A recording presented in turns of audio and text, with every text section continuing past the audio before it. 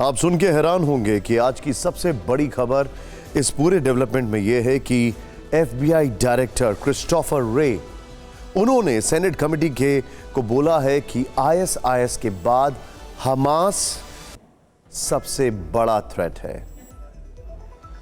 अब यहां सवाल यह है कि क्या इजराइल के सामने वर्ष 2014 वाले हालात फिर से बन गए?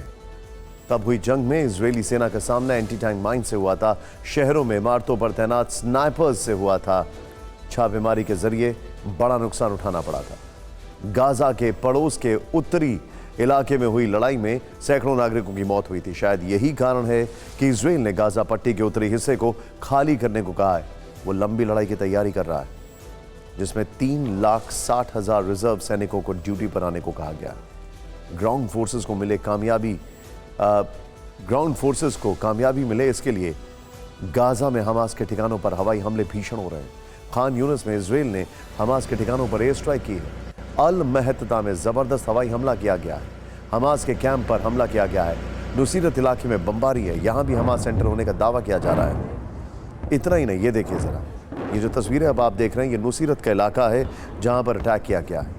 दावा यह भी है कि इस दौरान उसने हवाई हमलों के जरिए कई सुरंगें तबाह कर दी हैं। सुरंगों में इस वक्त 1 लाख लड़ाकों के छुपे होने का दावा है। लेकिन इजराइल सिर्फ गाजा में लड़ाई नहीं लड़ रहा है, बल्कि दूसरा मोर्चा वेस्ट बैंक में भी खुला है। यहां युद्ध कैसे लड़ा जा रहा है, इसके कई वीडियो सामने आए हैं। वो आपको दिखाने से पहले एक बहुत बड़ा फैक्ट बता दें। नेशनल सिक्योरिटी काउंसिल इजराइल के जो हैं, उनके हेड जो हैं, उनका नाम है जाची हनेगबी। उन्होंने कहा day after war is not near, यानी ये युद्ध लंबा चलेगा और अगला रिपोर्ट जो है वो उसी को लेकर है। गाजा के साथ साथ इजराइल वेस्ट बैंक में भी हमास के खिलाफ भीषण जंग शुरू कर चुका है। इसकी बानगी तोबास इलाके से मिली, जहां उत्तरी सामारिया इलाके में हमास IDF के बीच भीषण जंग हुई। दोनों तरफ से जबरदस्त गोलीबारी हुई। तोबास की लड़ाई में कई हमास लड़ाके घायल हुए। एम्बुलेंस से घायलों को अस्पताल पहुंचाया गया। हमास के डिप्टी चीफ के घर पर भी बमबारी हुई। इस हमले में हमास के नंबर 2 कहे जा रहे सालेह अल अरौरी का घर तबाह हो गया। सालेह अल अरौरी अभी कतर में है। सालेह के घर पर हमले का विरोध भी तुरंत देखने को मिला। IDF के काफिले पर हमले की कोशिश हुई।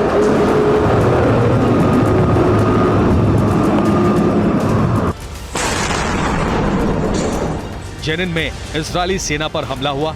इसके लिए घर में बने विस्फोटकों का इस्तेमाल हुआ। घर के अंदर से काफिले को टारगेट किया गया।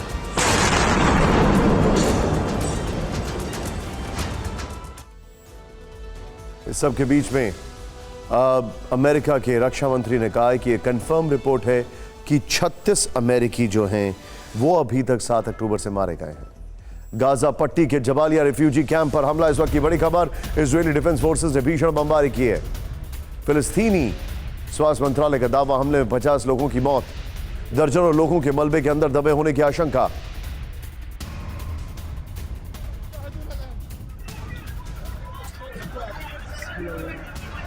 अब हम आपको जंग की वो तस्वीर दिखाने वाले हैं जो आपके रोंगटे खड़े कर देगी। गाजा में इजराइल के निशाने पर सिर्फ हमास के टनल ही नहीं, बल्कि बड़े बड़े अस्पताल भी टारगेट पर आ गए। इन अस्पतालों में हजारों मरीज इलाज करा रहे हैं, लेकिन IDF के सैनिकों का ऑपरेशन अस्पताल नहीं रुक रहा है। 3 तस्वीरें देखिए अब आप। तुर्की फ्रेंडशिप हॉस्पिटल, इंडोनेशिया हॉस्पिटल और उसके बगल में अल कुद्दस अस्पताल। ये तीनों तस्वीरें बता रही हैं कि किस तरीके से अस्पतालों को टारगेट किया जा रहा है, वहां पर बम्बार्डमेंट किया जा रहा है। हम आपको आगे बताएंगे कि आखिर इसके पीछे की वजह क्या है, क्यों ऐसा किया जा रहा है, लेकिन पहले ये रिपोर्ट देखें।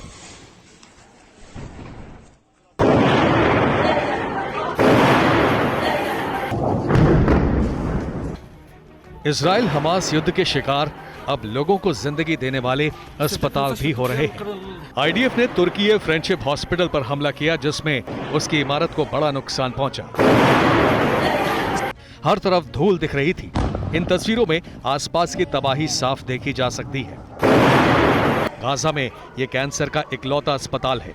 इस अटैक से यहाँ इलाज करा रहे 2000 कैंसर मरीजों की जान खतरे में आ गई। दूसरी तस्वीर गाजा के ही इंडोनेशियाई अस्पताल पर हुई स्ट्राइक की है। अस्पताल के आसपास के इलाकों में भारी तबाही दिखी। दहशत से भरे लोग इधर उधर भागते दिखे। कुछ इमारतें ध्वस्त हो गईं।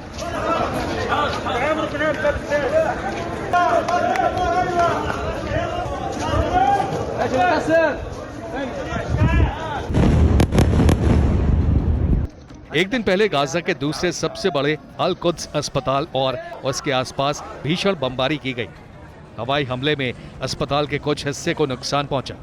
हालांकि आईडीएफ ने अस्पताल खाली करने की चेतावनी दी, लेकिन वक्त नहीं दिया। यहां सैकड़ों मरीज भर्ती हैं। हमले के बाद यहां अफरा तफरी मच गई। दावा है कि इस अस्पताल में 14,000 लोगों ने शरण ली है। बाहर एक कोने में फर्श पर कई लोग लेटे हुए नजर आए।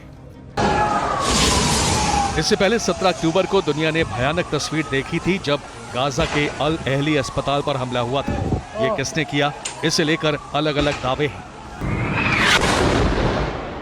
लेकिन उस दिन एक झटके में 500 लोग मौत के मुंह में समा गए, जिससे दुनिया भर में हाहाकार मच गया था।